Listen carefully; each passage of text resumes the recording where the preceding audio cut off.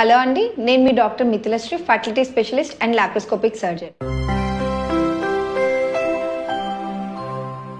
మనం ఈరోజు in vitro fertilization IVF and ICSI intracytoplasmic sperm injection అనే రెండు టెక్నిక్స్కి డిఫరెన్స్ ఏంటో తెలుసుకుందాం.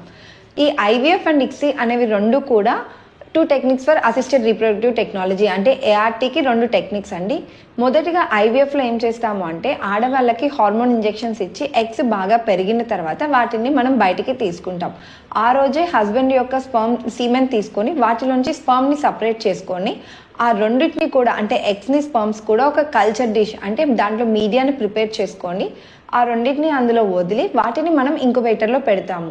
సో ఇంకుబేటర్లో అవి న్యాచురల్గానే రెండు కలయిక జరిగి ఎంబ్రియోస్ ఫామ్ అయ్యాయా లేదా అనేది మనం డే 3లో ఒక రోజు అండ్ డే 5లో ఒక రోజు చూసి ఫామ్ అయిన ఎంబ్రియోస్ని మనం ఎయిదర్ సేమ్ మంత్లో కానీ లేదా నెక్స్ట్ మంత్లో కానీ ప్లాన్ చేసుకొని ఎంబ్రియో ట్రాన్స్ఫర్ చేస్తాము.